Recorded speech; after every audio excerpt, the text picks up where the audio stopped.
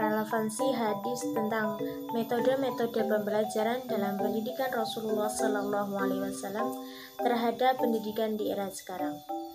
Berikut bunyi hadisnya. Hadatsana Muhammad bin Yusuf qala akhbarana Sufyan 'anil A'mashi an Abi Wa'il an Ibnu Mas'ud qala kana Nabi sallallahu alaihi wasallam yatahawwaluna bil maw'idhati fil ayyam karahatas samati alaina. Rawahu Bukhari, Muslim, Tirmidzi wa Ahmad. Yang artinya, telah meriwayatkan kepada kami Muhammad ibnu Yusuf, dia berkata, telah menceritakan kepada kami Sufyan dari Amas, dari Abi Wa'il, dari Ibnu Mas'ud berkata, Nabi Shallallahu Alaihi Wasallam selalu menyeling-nyelingi kami dalam beberapa dengan nasihat karena khawatir membosankan. Hadis riwayat Al-Bukhari, Muslim, At-Tirmidzi, dan Imam Ahmad.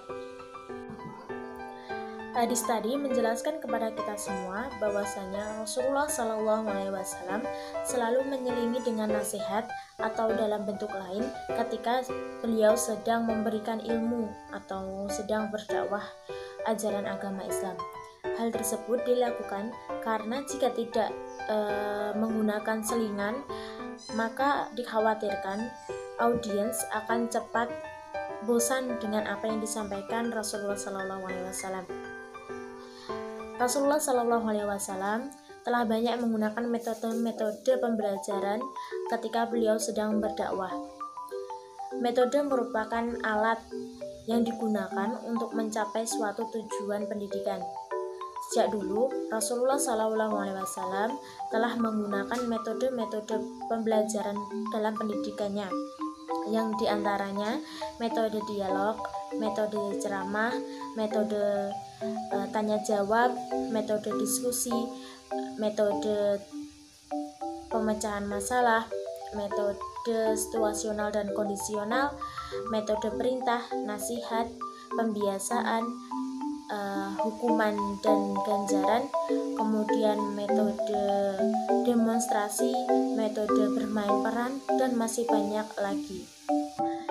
Jika kita relevansikan dengan pendidikan di era sekarang, maka metode-metode ini masih digunakan hingga saat ini dan terus dikembangkan dan ditambah dengan metode-metode baru yang sesuai dengan perkembangan dan tantangan zaman.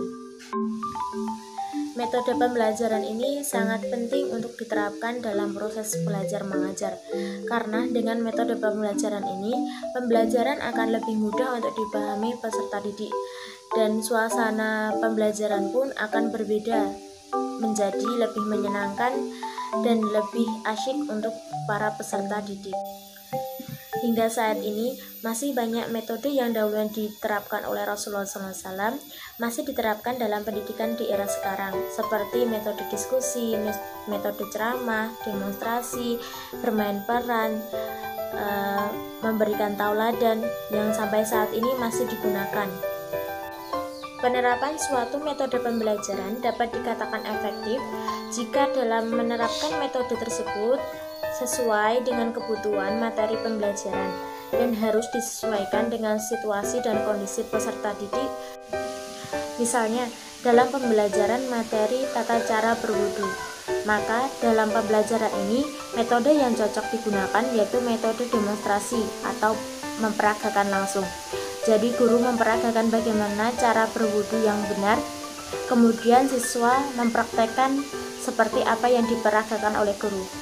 Namun, jika dalam pembelajaran ini hanya menggunakan metode ceramah saja, maka tidak bisa berjalan efektif.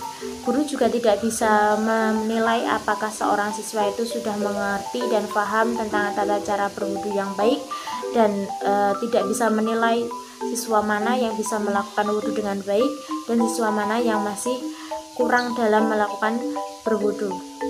Jadi kita dapat ambil kesimpulan bahwasanya metode-metode pembelajaran dalam pendidikan Rasulullah SAW hingga saat ini masih banyak yang digunakan dalam pendidikan di masa kini.